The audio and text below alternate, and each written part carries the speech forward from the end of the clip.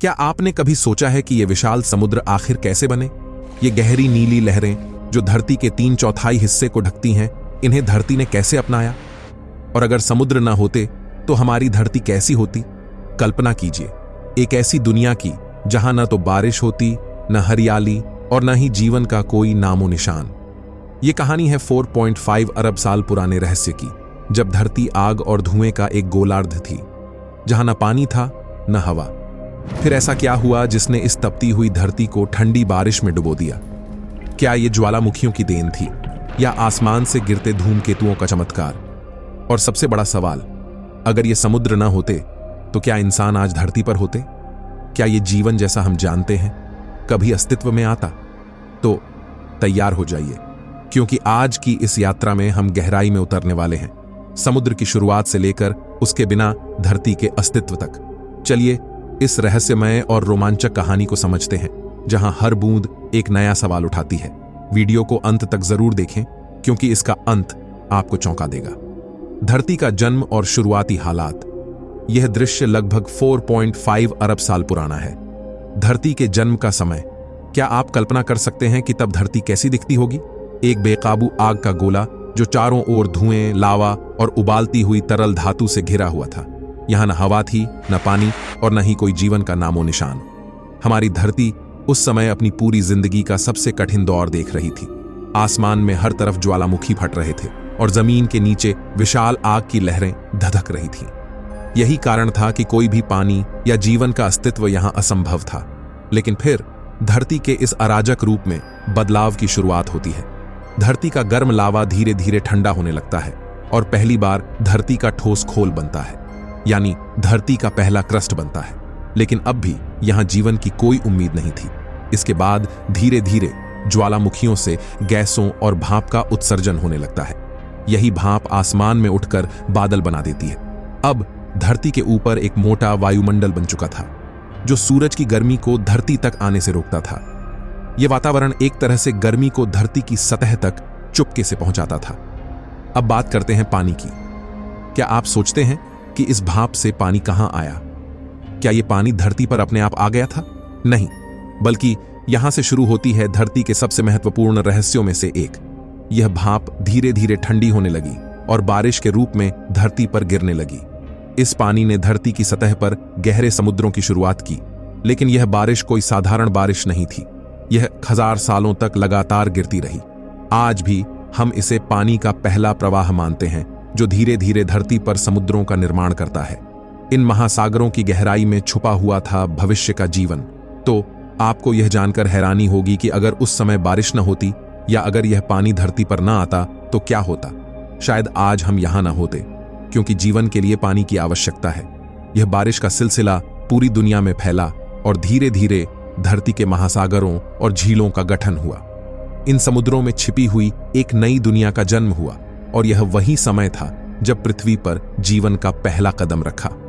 तो दोस्तों, इस धरती के शुरुआती दिनों में न कोई हरा भरा जंगल था, न किसी प्राणी की आवाजें। सब कुछ शांत और अंधेरा था, सिवाय इन महासागरों के, जो धीरे धीरे धरती को एक नया रूप दे रहे थे।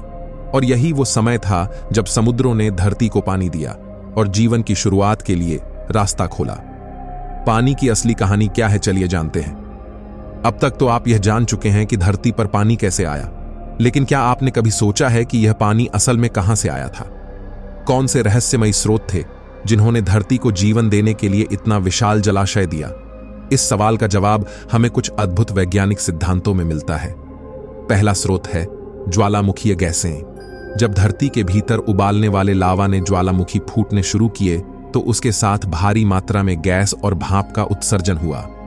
यह भाप पहले वातावरण में फैल गई और धीरे धीरे यह ठंडी होकर बारिश बन गई। लेकिन क्या यह अकेला कारण था? दूसरा प्रमुख स्रोत था कॉमेट्स और एस्टेरॉयड्स, यानी वे विशाल अंतरिक्षीय पिंड जो आकाश से हमारे ग्रह की ओर बढ़े। इन खगोलीय पिंडों में बर्फ की बड़ी मात्रा थी। जब ये कॉमेट्स और एस्टेरॉयड धरती से टकराए तो अपनी बर्फ को धरती पर छोड़ गए, जो बाद में पिघलकर समुद्रों और महासागरों में बदल गया। यह घटना एक तरह से धरती पर पानी लाने का दूसरा महत्वपूर्ण कारक था। लेकिन क्या आप जानते हैं कि यह दोनों प्रक्रियाएं ज्वालामुखीय गैसों और खगोलीय पिंडों का टकराव एक साथ हो रहे थे। धरती के पहले पानी के स्रोत एक साथ मिलकर इस पूरी पारिस्थितिकी तंत्र की बुनियाद तैयार कर रहे थे, और यही पानी धीरे धीरे धरती के महासागरों, नदियों और झीलों का रूप धारण कर रहा था। ये शुरुआती समुद्र, जो लगभग 3.8 अरब साल पहले अस्तित्व में आए थे, जीवन के लिए सबसे आदर्श स्थान साबित हुए। पहले सूक्ष्म जीव जो पानी में ही पैदा हुए थे, जीवन के पहले संकेत थे, यानी समुद्रों में जीवन का जन्म हुआ, जो भविष्य में धरती पर जीवन की पूरी श्रृंखला को जन्म देने वाला था। अब आप सोचिए, अगर यह पानी धरती तक ना आता तो क्या होता? क्या हम यहां होते? शायद नहीं, क्योंकि पानी न केवल जीवन के लिए आवश्यक है, बल्कि यह धरती के पारिस्थितिकी तंत्र को भी नियंत्रित करता है। बिना पानी के न तो जीवन संभव था और न ही धरती पर कोई बायोलॉजिकल गतिविधियां। यह पानी, जो आज हमें अपने जीवन के लिए सबसे महत्वपूर्ण चीज लगता है, वही धरती के जीवन की शुरुआत का मूल था। अगर यह पानी न आता तो शायद हम आज तक धरती पर मौजूद न होते। तो दोस्तों, अब आप समझ गए होंगे कि पानी सिर्फ धरती की सबसे महत्वपूर्ण कच्ची सामग्री नहीं था, बल्कि यह जीवन के लिए जरूरी था। यही पानी था जो धरती को एक जीवंत ग्रह बनाने में सफल हुआ। अब अगला सवाल आता है, समुद्रों का वास्तविक महत्व क्या था और वह कैसे जीवन के विकास में सहायक बने? समुद्र का विज्ञान क्या है, चलिए जानते हैं। अब तक तो आपने ये जान लिया कि समुद्र का जन्म कैसे हुआ और पानी धरती पर कैसे आया, लेकिन क्या आप जानते हैं कि समुद्र केवल पानी का विशाल भंडार नहीं है? इसके अंदर एक अद्भुत और अदृश्य दुनिया छिपी हुई है, जो धरती के पारिस्थितिकी तंत्र को नियंत्रित करती है।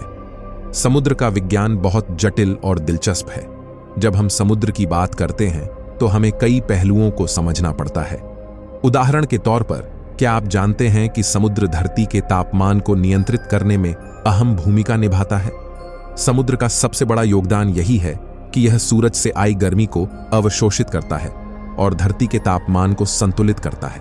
समुद्र का पानी दिन भर सूरज की गर्मी को सोखता है और रात में इसे धीरे धीरे छोड़ता है। इस प्रक्रिया को हम कहते हैं थर्मल रेगुलेशन, यानी तापमान का संतुलन बनाए रखना।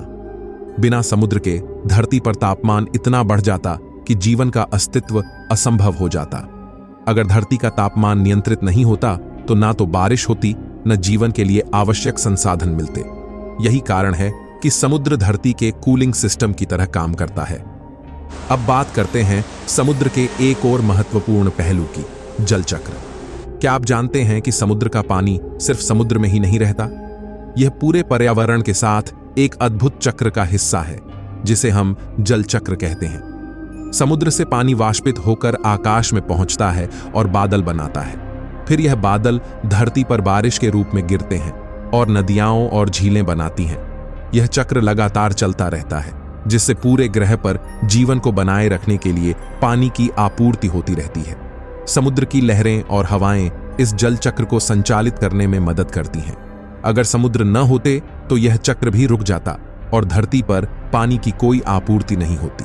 यही कारण है कि बिना समुद्र के जीवन का कोई अस्तित्व नहीं हो सकता था। लेकिन समुद्र का योगदान यहीं खत्म नहीं होता। समुद्र हमारे जीवन में मौजूद सभी जीवों के लिए एक तरह से घर है। समुद्र में लाखों प्रकार के जीव रहते हैं, जो हमारे लिए भोजन, ऑक्सीजन और जीवन के दूसरे जरूरी संसाधन मुहैया कराते हैं। क्या आप जानते हैं कि समुद्र के अंदर जो छोटे छोटे सूक्ष्म जीव रहते हैं, वही जीवन के पहले रूप थे और उनका योगदान आज भी धरती पर जीवन को बनाए रखने में महत्वपूर्ण है। समुद्र केवल एक जलाशय नहीं है, बल्कि यह जीवन की संजीवनी शक्ति है। यह न केवल मौसम को प्रभावित करता है, बल्कि सभी जीवों के लिए भोजन और जीवन के आवश्यक तत्व प्रदान करता है। समुद्रों के बिना न तो जलवायु का संतुलन बनता, न खाद्य श्रृंखला का कोई अस्तित्व होता। और क्या आप जानते हैं कि समुद्र धरती पर जीवन के लिए सबसे बड़ा ऑक्सीजन का स्रोत भी है? हाँ, समुद्र के छोटे छोटे प्लांट्स और सूक्ष्म जीवों के माध्यम से हमें हर साल 50% से ज्यादा ऑक्सीजन मिलती है। ये समुद्र के अंदर होने वाली जैविक क्रियाएं धरती पर जीवन को बनाए रखने में सहायक हैं। तो अब समझ गए होंगे आप, समुद्र सिर्फ पानी का विशाल भंडार नहीं है, बल्कि यह धरती के जीवन के लिए एक अत्यंत महत्वपूर्ण अंग है।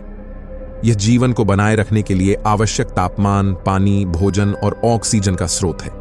अगर समुद्र न होते तो धरती पर जीवन जैसा कुछ भी नहीं होता।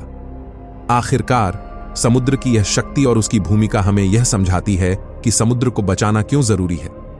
चलिए अब जानते हैं कि समुद्र ना होते तो क्या होता। अब तक हम यह जान चुके हैं कि समुद्र ने धरती पर जीवन का आधार रखा और इसे संतुलित बनाए रखा। लेकिन अगर कभी ये समुद्र ना होते तो क्या होता? अगर धरती पर महासागर, नदियां और समुद्र का अस्तित्व न होता तो जीवन की कहानी कुछ और ही होती। क्या आप तैयार हैं इस कल्पना से चौंकने के लिए? सबसे पहली बात, बिना समुद्र के धरती का तापमान असहनीय रूप से बढ़ जाता। समुद्र सिर्फ पानी का विशाल भंडार नहीं, बल्कि धरती के एयर कंडीशनर की तरह काम करता है। जब सूरज की किरणें धरती पर पड़ती हैं, तो समुद्र इसका अधिकांश हिस्सा अवशोषित करता है और गर्मी को समाहित कर लेता है। लेकिन अगर समुद्र न होते तो सूरज की गर्मी धरती पर बिना किसी रोक टोक के बिखर जाती और यह एक जलते हुए रेगिस्तान में बदल जाती।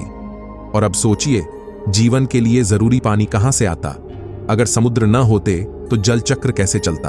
आप कहेंगे बारिश होती, लेकिन क्या आप जानते हैं कि बिना समुद्र के बारिश भी नहीं हो सकती? समुद्र से ही तो पानी वाष्पित होकर बादलों में बदलता है और फिर बारिश होती है। बिना समुद्र के न तो नदियां होती न ही बारिश। आप सोचिए, अगर जीवन के लिए पानी ही नहीं होता तो क्या होता? क्या मानव सभ्यता का अस्तित्व हो सकता था? शायद नहीं। बिना पानी के कोई भी जीव, चाहे वो इंसान हो या जानवर, जीवित नहीं रह सकता। तो समुद्रों की अनुपस्थिति का मतलब होगा जीवन का अंत। समुद्र न केवल पानी का स्रोत है, बल्कि यह धरती के अंदरूनी तापमान को भी संतुलित रखता है। अगर समुद्र न होते तो पृथ्वी के आंतरिक तापमान में असंतुलन हो जाता। यह असंतुलन पूरे पारिस्थितिकी तंत्र को प्रभावित करता और जीवन का कोई भी रूप अस्तित्व में नहीं आता। अब आप समझ गए होंगे कि बिना समुद्र के धरती पर जीवन की कोई संभावना नहीं होती। महासागर पृथ्वी का दिल है, जो इसे जीवन देने वाले हर तत्व से लैस करते हैं। न केवल समुद्र जीवन के लिए जरूरी जल प्रदान करते हैं, बल्कि वे मौसम को नियंत्रित करने में भी मदद करते हैं। सोचिए, अगर समुद्र न होते तो न धरती पर हरियाली होती, न खाद्य श्रृंखला अस्तित्व में आती और न ही हमारे लिए भोजन या पानी की कोई व्यवस्था होती। जलवायु असंतुलित हो जाती, पृथ्वी का तापमान अत्यधिक बढ़ जाता और जीवन का अस्तित्व असंभव हो जाता।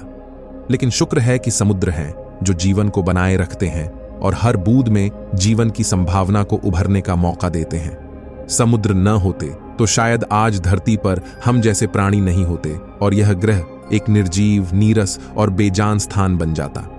तो दोस्तों, अब आप समझ चुके होंगे कि समुद्र न होते तो धरती पर जीवन का कोई अस्तित्व नहीं होता।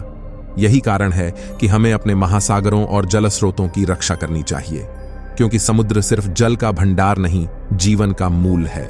आपको इस वीडियो से कितना कुछ नया सीखने को मिला, हमें जरूर बताएं।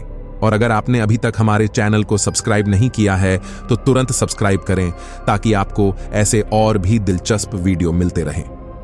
तो दोस्तों, आज आपने जाना कि समुद्र का जीवन में कितना महत्वपूर्ण स्थान है। बिना समुद्र के हम नहीं होते, हमारा जीवन नहीं होता। समुद्र हमारे गृह की आत्मा है और यही कारण है कि हमें इसे बचाकर रखना चाहिए। अगर आपको ये वीडियो पसंद आया हो तो एक लाइक जरूर करें और अपने दोस्तों के साथ इसे शेयर करें। हम आपकी राय जानने के लिए इंतजार करेंगे, इसलिए नीचे कमेंट्स में बताएं कि आपको ये जानकारी कैसी लगी। अगर आप चाहते हैं कि हम आपको ऐसे और दिलचस्प वीडियो में लेकर चलें, तो हमारे चैनल को सब्सक्राइब जरूर करें और बेल आइकन दबाना न भूलें, ताकि कोई भी नई जानकारी आपसे छूटे ना। हम अगले वीडियो में फिर मिलेंगे। तब तक के लिए अपना ख्याल रखें और हमेशा समुद्र की तरह गहरे और शांत रहें। धन्यवाद।